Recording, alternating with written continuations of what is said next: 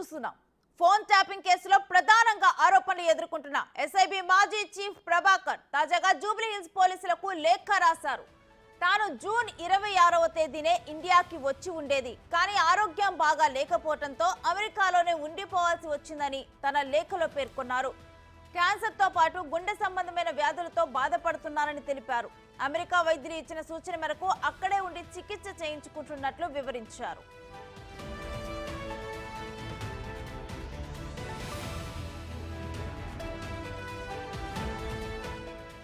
మరోవైపు phone tapping కేసుతో తనకు ఎలాంటి సంబంధం లేదని ప్రభాకర్ రావు తన లేఖలో పేర్కొన్నారు.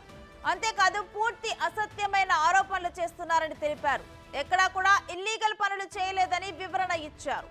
పోలీసులకు ఈ దర్యాప్తులో సహకరించేందుకు తాను సిద్ధంగా ఉన్నట్లు పేర్కొన్నారు. అందులో భాగంగా తాను ఇండియా వచ్చే వరకు టెలికాన్ఫరెన్స్ ద్వారా, మెయిల్ ద్వారా విచారణకు సహకరిస్తానని లేఖలో పేర్కొన్నారు.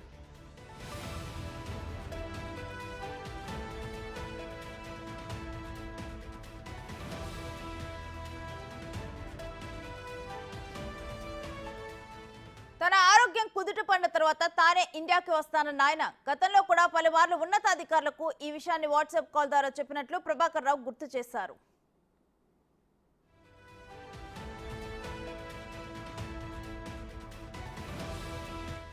మరోవైపు ప్రభాకర్ రావు పరారీలో ఉన్నట్లు తెలంగాణ పోలీసులు చెబుతున్నారు. అయితే తాను పరారీలో లేనని కోర్టుకు పోలీసులకు సమాచారం ఇచ్చే ప్రయత్నం చేస్తున్నారు ప్రభాకర్ రావు. అటు ప్రభాకర్ రావును ఇండియాకి రప్పించేందుకు పోలీసులు ప్రయత్నిస్తున్నారు. ఈ క్రమంలోనే ఆయన కోసం బ్లూ కార్నర్ నోటీసులు జారీ చేయాలని సిబిఐకి లేఖ రాశారు. అంతేకాదు ఇంటర్పోల్ సహాయంతో అదుపులోకి తీసుకునే ఆలోచన కూడా చేస్తున్నారు తెలంగాణ పోలీసులు. అటు ప్రభాకర్ రావు పాస్పోర్ట్ ని రద్దు చేయించే ప్రయత్నం కూడా సాగుతోంది. ఇందుకోసం రీజనల్ పాస్పోర్ట్ అధికారికి లేఖ రాశారు. అంతేకాదు విదేశాంగ శాఖ సహకారంతో ప్రభాకర్ రావును ఇండియాకు రప్పించే మరో ప్రయత్నం కూడా జరుగుతోంది. అయితే ప్రభాకర్ రావు ఎప్పటికప్పుడు తాను పరారీలో లేనని క్లెయిమ్ చేస్తూ ఉండటంతో పోలీస్ ప్రయత్నాలకు ఆటంకం కలుగుతుంది.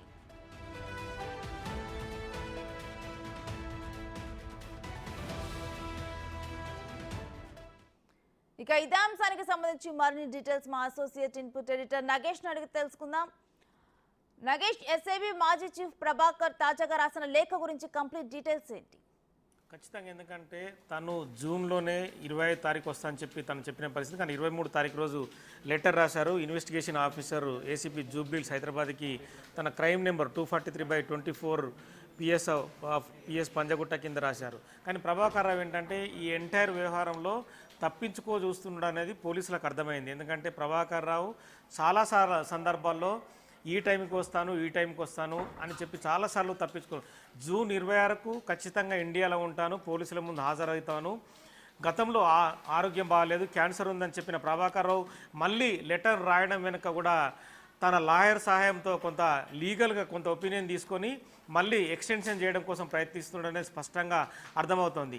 ఈ కేసులో ప్రభాకర్ రావు ఖచ్చితంగా అటెండ్ కావాల్సిన అవసరం కనిపిస్తుంది. ఎందుకంటే ఫోన్ ట్యాపింగ్ వ్యవహారం అనేది ఎంటైర్ ప్రభాకర్ రావు చుట్టే తిరుగుతుంది. ఎందుకంటే ఎస్ఐబి మాజీ చీఫ్గా ప్రభాకర్ రావే ఫోన్ ట్యాపింగ్ వ్యవహారం అంతా నడిపాడు. గతంలో జరిగిన ఇష్యూస్ అన్నిటి కూడా ఫోన్ ట్యాప్ ఇంక వ్యవహారం కావచ్చు, మిగతా వ్యవహారాలు అన్నిటి కూడా కేంద్ర బిందువుగా ప్రభాకర్ రావు ఉన్నాడు. ప్రభాకర్ రావు ఇండియాకు వచ్చి జూబ్లీహిల్స్ ఏసీపీ ఎవరైతే ఇప్పుడు వెంకటగిరి ఉన్నాడో వెంకటగిరి ముందు హాజరైతేనే ఖచ్చితంగా అన్ని విషయాలు బయటపడే అవకాశం కల్పిస్తుంది. ఇప్పటికీ తిరుపతన్న, భుజంగరావు వీళ్ళు ఇచ్చిన స్టేట్మెంట్ల ఆధారంగా మొత్తం ప్రభాకర్ రావే తమతో జయించాడు. ఎందుకంటే అప్పటి ప్రతిపక్ష నేత రేవంత్ రెడ్డితో పాటు మిగతా ఎవరైతే ఉన్నారో వాళ్ళందరినీ ఓడగొట్టడం కోసం చాలా రకాల ప్రయత్నాలు చేశాం. ఆ డబ్బు సమకూర్చే వ్యవహారంలో కూడా అన్ని రకాల కోణాల్లో తాము ఆ ఫోన్ ట్యాపింగ్ జరిపి చాలామంది డబ్బుల్ని కూడా తీసుకొచ్చాం, బీఆర్ఎస్ పార్టీకి అందజేశామని చెప్పి క్లియర్గా రాధాకిషన్ రావు కన్ఫెషన్లో చెప్పిన పరిస్థితి.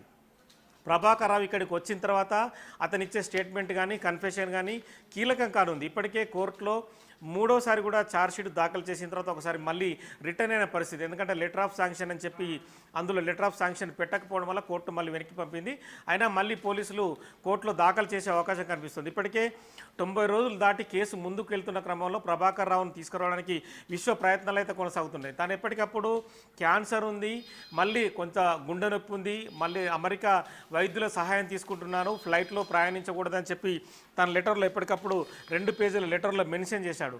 కానీ ఇవేవి కూడా పోలీసులు మాత్రం వాటిని పరిగణలోకి తీసుకోవడం లేదు. ఎందుకంటే ప్రభాకర్ రావు ఇండియాకు వచ్చి హాజరైన తర్వాతనే తదుపరి ముందుకు కేసును తీసుకెళ్ళడానికి అవకాశం ఉంటుంది. ఎందుకంటే ఫోన్ ట్యాపింగ్ ద్వారానే గత బీఆర్ఎస్ పార్టీ ఎన్ని రకాల అక్రమాలు చేసింది, ఎన్ని రకాల దోపిడీలు చేసింది, అలాగే మళ్ళీ ప్రభుత్వంలో రావడం కోసం చాలా ప్రయత్నాలు చేసింది. ఎందుకంటే కాంగ్రెస్ పార్టీ అధికారంలోకి రాకూడదని చెప్పి అప్పటి బీఆర్ఎస్ అధినేత కేసీఆర్ అన్ని రకాల ప్రయత్నాలు చేశాడని చెప్పి ఇప్పటికీ రాధాకిషన్ రావు చెప్పిన నేపథ్యంలో ప్రభాకర్ రావు మాత్రం ఖచ్చితంగా ఇండియాకి రావాల్సి ఉంది. బ్లూ కార్నర్ నోటీస్ అయితే తెలంగాణ సిఐడి ద్వారా జారీ అయింది.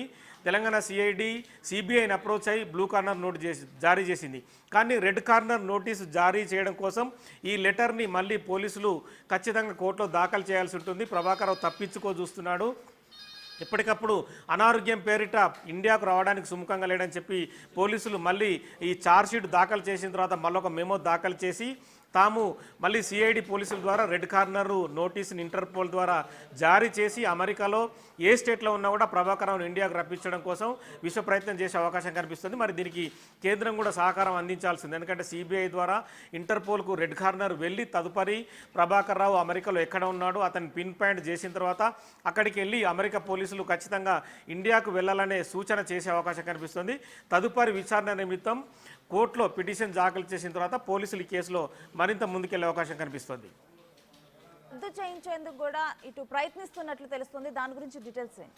ఖచ్చితంగా, ఎందుకంటే క్రిమినల్ యాక్టివిటీ ఉన్న ప్రభాకర్ రావు పాస్పోర్టు రద్దు చేయించాలనేది ఇక్కడ నుంచి ఒక ప్రయత్నం అయితే నడుస్తుంది. అది కూడా ఖచ్చితంగా తెలంగాణ సిఐడి ద్వారానే జరగాల్సి ఉంది. ఎందుకంటే ఏ ఎంటైర్ వ్యవహారం కూడా ఒక రాష్ట్రంలోని సిఐడి ఇన్వెస్టిగేషన్ దర్యాప్తు సంస్థ ద్వారా సిబిఐకి వెళ్ళి అతని ఇంటెన్సిటీ ఏదైతే అతను గతంలో క్రిమినల్ నేరాలకు సంబంధించి ఏ వ్యవహారాలకు పాల్పడ్డాడు అతని ఛార్జ్షీట్లో పొందుపరిచిన అంశాలను కూడా సిబిఐకి అందజేసిన తర్వాత పాస్పోర్ట్ రద్దు చేసే అంశాన్ని కూడా ఖచ్చితంగా పరిశీలించే అవకాశం కనిపిస్తుంది. అది కూడా సిబిఐ, ఎన్ఫోర్స్మెంట్ డైరెక్టరేట్ లాంటి దర్యాప్తు సంస్థలు రంగంలోకి దించితే కనుక పాస్పోర్ట్ను రద్దు చేయడం కోసం కొన్ని అవకాశాలు అయితే కనిపిస్తున్నాయి.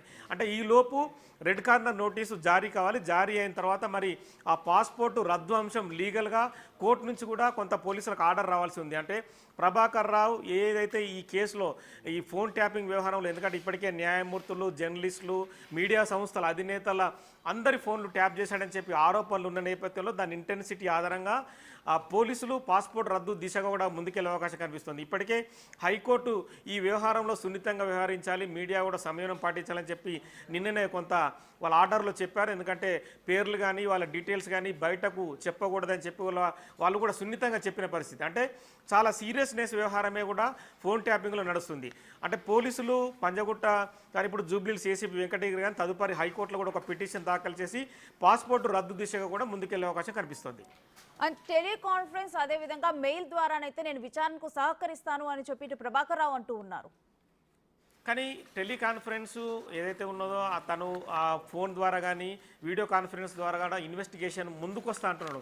కానీ అది ఇంటెన్సిటీ చాలా తక్కువగా అనిపిస్తుంది. ఎందుకంటే పోలీసులకు నేరుగా నిందితుడు హాజరయ్యి చెప్పే విషయాలు చాలా వేరుగా ఉంటాయి. ఎందుకంటే అతని హావభావాలు కావచ్చు, అతను చెప్పే తీరుని ఖచ్చితంగా వీడియో రికార్డు ద్వారా పోలీసులు తీసుకునే అవకాశం కనిపిస్తుంది. ఎక్కడో అమెరికాలో ఉండి ఈ రకమైన నేను ఇన్వెస్టిగేషన్కి వస్తానని చెప్పడం వల్ల పోలీసులు అయితే విశ్వసించడం లేదు. ఎందుకంటే జూన్ 26న ఖచ్చితంగా ఇండియాకు రావాల్సిన ప్రభాకర్ రావు దాటవేసే ధోరణిలో లెటర్ పంపించడం వెనుక అతను ఖచ్చితంగా ఈ కేసులో తప్పించుకో చూస్తున్నాడని చెప్పి స్పష్టంగా అర్థమవుతుంది. ఎందుకంటే నాంపల్లి కోర్టులో పిటిషన్ దాఖలు చేయడం వెనుక కూడా ఆంతర్యమేది. ఎందుకంటే ఈ కేసులో తాను ఇల్లీగల్ పనులు చేయలేదు, చాలా వరకు పోలీసులకు ఇన్వెస్టిగేషన్లో సహకరిస్తానని చెప్పి ఎక్కడో ఉన్న అమెరికాలో చెప్పడం వల్ల ఇది ఎక్కడ కూడా పోలీసులకు విశ్వసనీయతగా కుదరడం లేదు. ఖచ్చితంగా నేరుగా ప్రభాకర్ రావు ఇండియాకు వచ్చి ఈ కేసులో విచారణ ఎదుర్కొని పోలీసులకు కన్ఫెషన్ ఇచ్చిన తర్వాత మళ్ళీ అతను జైలుకు రిమాండ్కి వెళ్ళడం కావచ్చు, తదుపరి మళ్ళీ అతన్ని కస్టడీకి తీసుకోవడం కావచ్చు. ఈ వ్యవహారంలో ప్రభాకర్ రావు ఎక్కడెక్కడి నుంచి అంటే హార్డ్ డిస్క్లు కావచ్చు, మిగతా ఈ ఫోన్ ట్యాపింగ్ చేసే ఏదైతే పరికరాలు ఉన్నాయో వాటన్నింటినీ ఎవరి ద్వారా తీసుకొచ్చాడో అవన్నీ విషయాలు మాత్రం రావాలంటే మాత్రం ఈ కేసులో పిన్ పాయింట్గా ఉన్న ప్రభాకర్ రావు ఇండియాకు వస్తేనే బయటకు వచ్చే అవకాశం అయితే కనిపిస్తుంది. అయితే ఈ కేసులో ఇటు విదేశాంగ శాఖ ప్రత్యేకంగా చొరవ తీసుకుంటుందా ప్రభాకర్ రావుని ఇండియాకి రప్పించేందుకు? ఎందుకంటే తెలంగాణ ఏది జరిగినా కూడా తెలంగాణ పోలీసులు సిఐడి ఏదైతే క్రైమ్ ఇన్వెస్టిగేషన్ డిపార్ట్మెంట్ ఉందో సిఐడి ద్వారానే ప్రతిది కూడా ముందుకెళ్ళే ఖచ్చితంగా అవకాశం ఉంది. ఎందుకంటే సిఐడి అనేది ఖచ్చితంగా తెలంగాణ పోలీసులు ఇప్పుడున్న జూబ్లీహిల్స్ పోలీసుకు సహకారం అందించాలి. వాళ్ళు రాసే లెటరు విదేశాంగ శాఖకు కానీ సిబిఐకి కానీ కేంద్ర దర్యాప్తు సంస్థలు ఇందులో ఎంటర్ అయితేనే ప్రభాకర్ రావు ఇండియాకు రావడానికి చాలా అవకాశం ఉంటుంది. ఎందుకంటే అక్కడ అమెరికా పోలీసులకు ప్రభాకర్ రావు చేసే క్రైమ్ కానీ మిగతా వ్యవహారాలు కానీ ఇప్పటికే ఎల్ఓసి జారీ అయింది, లుకౌట్ నోటీసు జారీ అయినా కూడా ప్రభాకర్ రావుని ఇండియాకు తీసుకురావడం అంటే రెండు దేశాల మధ్య ఏదైతే నేరగాళ్ల ఒప్పందం ఏదైతే ఉందో ఆ ఒప్పందాన్ని కూడా ఖచ్చితంగా చూపించాల్సి ఉంటుంది. ఈ క్రమంలో ప్రభాకర్ రావు తీసుకురావడం కోసం విదేశాంగ సహకారం కూడా ఇందులో ఖచ్చితంగా అవసరమై ఉంటుంది. Right, thank you Nagesh.